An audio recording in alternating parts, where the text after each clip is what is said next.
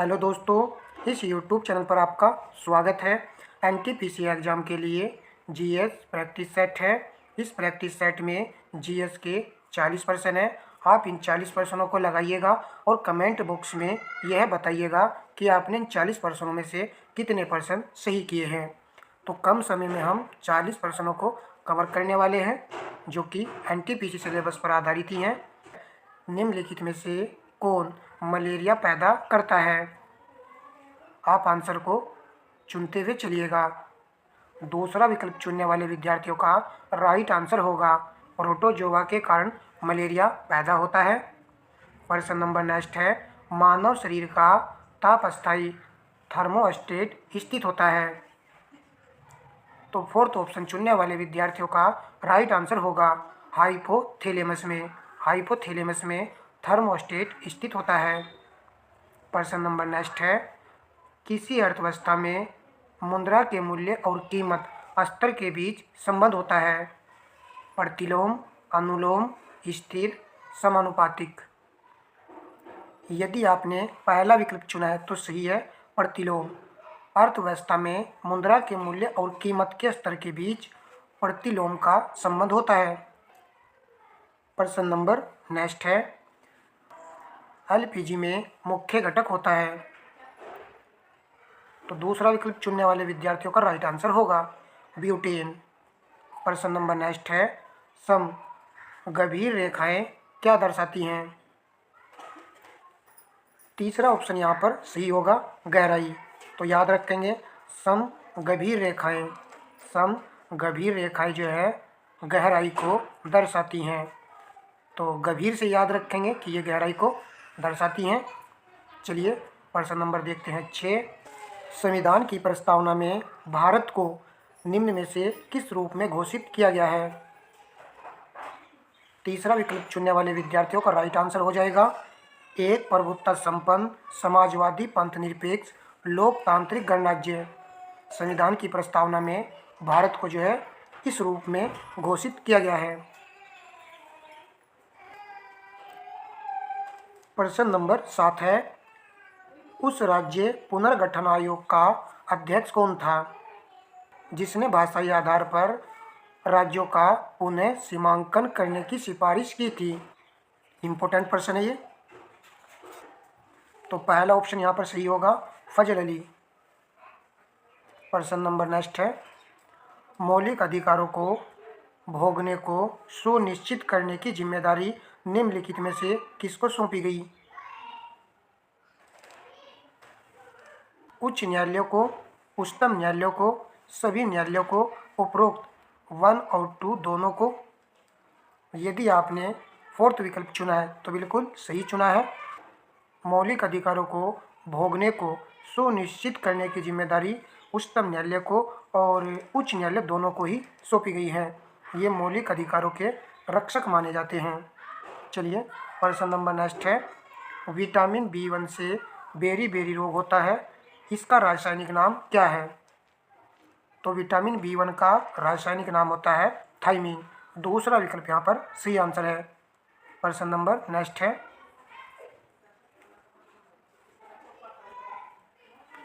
काजीरंगा राष्ट्रीय उद्यान असम जोरहाट में स्थित किस जंतु के संरक्षण हेतु बनाया गया है?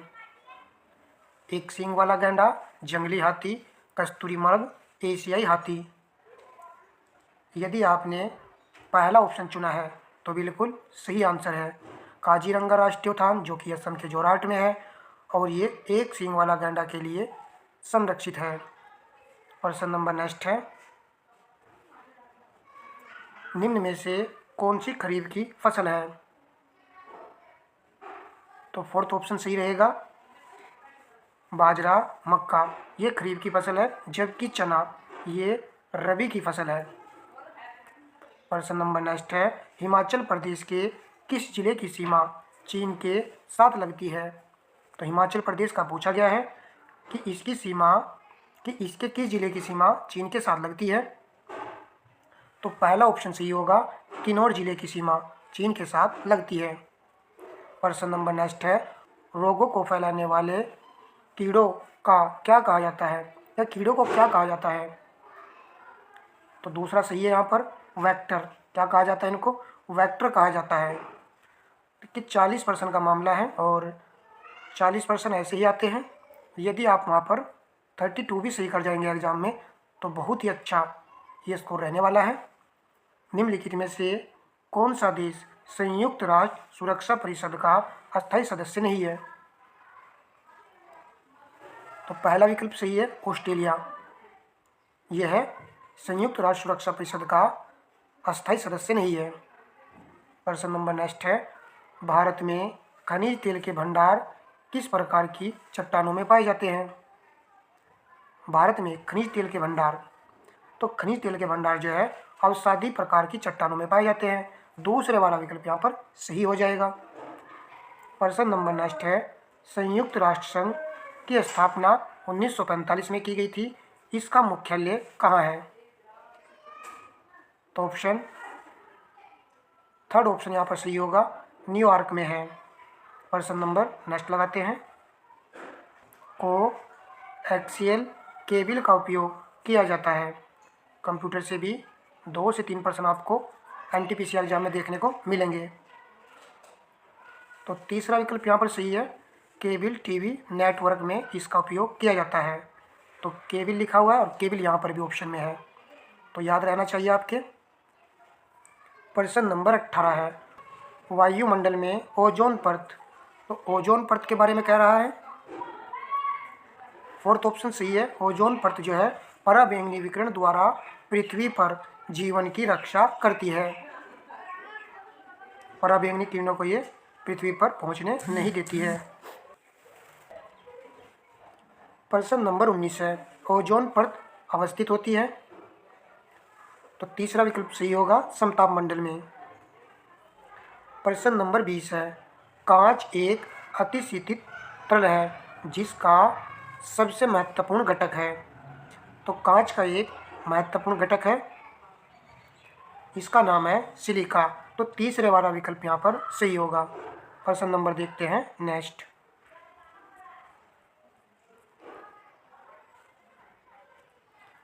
संविधान का कौन सा अनुच्छेद उत्तर प्रदेश में राज्यपाल की नियुक्ति को स्पष्ट करता है?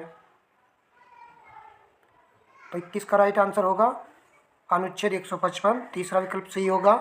देखिए यहाँ पर लिखा हुआ है कन्फ्यूजन करने के लिए कि संविधान का कौन सा अनुच्छेद उत्तर प्रदेश में राज्यपाल की नियुक्ति को स्पष्ट करता है।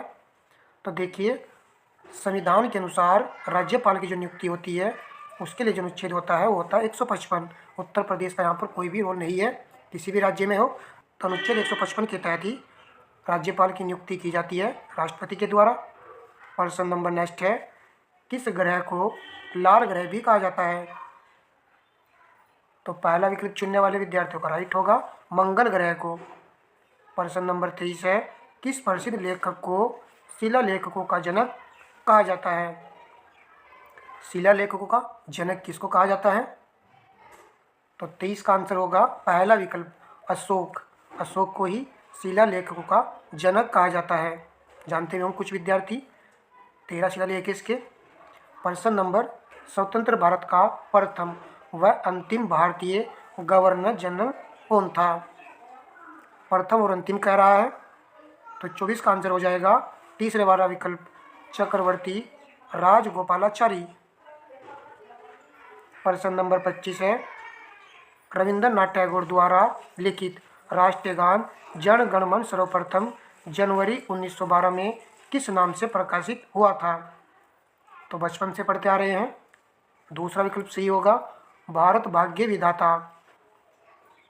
देखिए, ऐसे प्रश्न NTPC एग्जाम में आते हैं, ज़्यादा हार्ड नहीं आते हैं, चाहे आप प्रीवियस ईयर के प्रश्न पत्र को उठा करके देख लीजिएगा। प्रश्न नंबर 26 है, रोशनी के लिए साधारण बल्ब की जगह LED और CFL उनकी रिक्त स्थान फिल करना है की वजह से प्रयोग कर रहे हैं। किसकी वजह से प्रयोग कर रहे हैं? सामर्थ्य, आसान उपलब्धता, ऊर्जा दक्षता, इनमें से कोई नहीं। तो तीसरा विकल्प सही होगा, ऊर्जा दक्षता। रोशनी के लिए साधारण बल्ब की जगह हम जो है LED और CFL का उपयोग करते हैं क्योंकि इनकी ऊर्जा दक्षता सही है, बिजली की खपत जो है कम करते हैं ये। प्रश्न नंबर 27 है, शिक्षक दिवस राधा कृष्णन के जन्म दिवस मनाया जाता है? तो शिक्षक दिवस मनाया जाता है 5 सितंबर को। और राधा कृष्ण के जन्म दिवस पर प्रश्न नंबर 28 है, जापान की राजधानी टोक्यो मुद्रा निम्न में से क्या है? तो जापान की आपको मुद्रा बतानी है। पहला विकल्प चुनने वाले का राइट होगा येन। प्रश्न नंबर नेक्स्ट है, मनुष्य मेमेलिया स्तनधारी वर्ग से संबंधित है, जिसमें निम्न में से एक नहीं है, वह है? कौन यहाँ पर स्तनधारी वर्ग से संबंधित नहीं है? यदि आपने फोर्थ विकल्प चुना है तो सही है छिपकली। प्रश्न नंबर नेक्स्ट है, गुरु शिखर क्या है? तो यह है अरावली रेंज की सबसे ऊंची चोटी है। तो तीसरा विकल्प यहाँ पर सही होगा, गुरु शिखर राजस्थान में है। प्रश्न नंबर 31 है, जिन उप परमाणु कणों में सामान्य उप परमाणु कणों से विपरीत गुण होते हैं, उन्हें किस नाम से जाना जाता है? तो दूसरा विकल्प चुनने वाले सही होंगे यहाँ पर, पॉजिट्रॉन। पॉजिट्रॉन कहा जाता है उनको। प्रश्न नंबर नेक्स्ट देखिए, संसदात्मक शासन में शासन की समस्त शक्तियों का वास्तविक प्रयोग कौन करता है? राष्ट्रपति, प्रधानमंत्री, मुख्य न्यायाधीश, इनमें से कोई नहीं। यदि आपने दूसरा विकल्प चुना है तो सही है, समस्त शक्तियों का वास्तविक प्रयोग किया जाता है प्रधानमंत्री के द्वारा अपने देश में। राष्ट्रपति नहीं करते हैं, प्रधानमंत्री जी करते हैं। प्रश्न नंबर नेक्स्ट है, मौलिक अधिकारों में संशोधन करने में कौन सक्षम है? तो मौलिक अधिकारों में संशोधन करने के लिए कौन सक्षम है? सर्वोच्च न्यायालय। सर्वोच्च न्यायालय जो है मौलिक अधिकारों में संशोधन कर सकती है, यही इसकी रक्षक मानी जाती है। प्रश्न नंबर 34 है, साक्य सिद्धांत, पंचसिद्धांतिका और वर्धक संहिता के लेखक हैं। इम्पोर्टेंट है, ये भी काफ़ी प्रश्न जो इसमें देखने को मिले हैं जो कि इम्पोर्टेंट है। तो फोर्थ ऑप्शन चुनने वालों का सही होगा ब्रह्ममिहिर, ये जो है इन पुस्तकों के लेखक हैं। प्रश्न नंबर नेक्स्ट लगाएंगे, राष्ट्रीय मानवाधिकार आयोग का अध्यक्ष किसे नियुक्त किया जा सकता है? सुप्रीम कोर्ट के वर्तमान मुख्य न्यायाधीश को, सुप्रीम कोर्ट के पूर्व मुख्य न्यायाधीश को, सुप्रीम कोर्ट का न्यायाधीश या रहा है? सुप्रीम कोर्ट का न्यायाधीश रहा हो कोई? तो फोर्थ सही है, यहाँ पर बी और सी सही आएगा। सुप्रीम कोर्ट के वर्तमान मुख्य न्यायाधीश को जो है इसका अध्यक्ष नहीं चुना जाता है, सुप्रीम कोर्ट के पूर्व मुख्य न्यायाधीश को जो है बनाया जाता है, या सुप्रीम कोर्ट का न्यायाधीश वह रहा हो। प्रश्न नंबर लगाएंगे 36, किसी भी सुरक्षित वेबसाइट के URL में सुरक्षा प्रमाण पत्र पैडलॉक का रंग होता है? लाल, पीला, हरा, नीला। 36 का आंसर होगा तीसरा विकल्प हरा। किसी भी सुरक्षित वेबसाइट के URL में सुरक्षा प्रमाण पत्र पैडलॉक का रंग जो होता है वो हरा होता है। प्रश्न नंबर नेक्स्ट है, मोबाइल फ़ोन में टच स्क्रीन पैनल के प्रकार में शामिल नहीं है। क्या शामिल नहीं है? प्रकाश संप्रेषण, प्रतिरोधक, ध्वनि संप्रेषण, कैपेसिटिव। यदि आपने तीसरा विकल्प चुना है तो सही है, ध्वनि संप्रेषण जो है नहीं होता है। बाकी ये तीनों पॉइंट होते हैं। मोबाइल फ़ोन की ये बात कर रहा है। अच्छा प्रश्न था। प्रश्न नंबर 38 है, एक विषु एक वर्ष में कितनी बार आता है?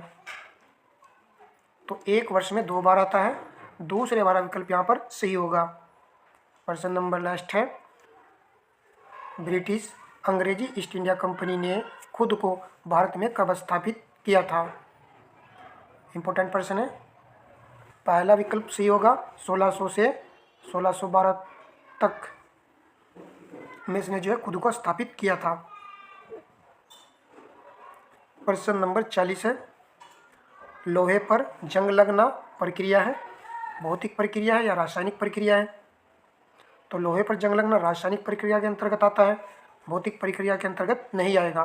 भौतिक प्रक्रिया वह प्रक्रिया होती है जिसमें हम पदार्थ को पुनः प्राप्त कर लेते हैं, और रासायनिक परिवर्तन रासायनिक प्रक्रिया में पदार्थ को पुनः प्राप्त नहीं किया जा सकता। यदि टमाटर का रंग लाल हो गया तो लाल ही रहेगा। और ये हमारा 41वां प्रश्न है। चलिए लगे हाथ, इसको भी देख लीजिए। 1 से 32 के बीच सभी विषम संख्याओं का योग क्या होगा? झटाक से प्रश्न का उत्तर आपको लगाना है। पहला विकल्प सही होगा 256। मौखिक इसको कर सकते थे। 1 से 32 तक कह रहा है, विषम संख्या कह रहा है, तो 132 तक कितनी संख्या आएंगी? कितनी विषम संख्या आएंगी? 16 आएंगी ना। और योग कह रहा है तो n का स्क्वायर हो जाएगा, तो 16 का आप स्क्वायर करेंगे 256 आ जाएगा। ऐसे ही प्रश्न आपको एनटीपीसी में फटाक से करने हैं। तो ऑप्शन ये पहला विकल्प यहाँ पर सही होगा। आप ये बताइएगा 40 प्रश्नों में से आपने कितने प्रश्न सही किए हैं? कमेंट बॉक्स में ज़रूर बताइएगा। और वीडियो को लाइक शेयर अवश्य कीजिएगा ताकि इस प्रकार की क्लास से हम आपको कंटिन्यू देते रहें। धन्यवाद दोस्तों।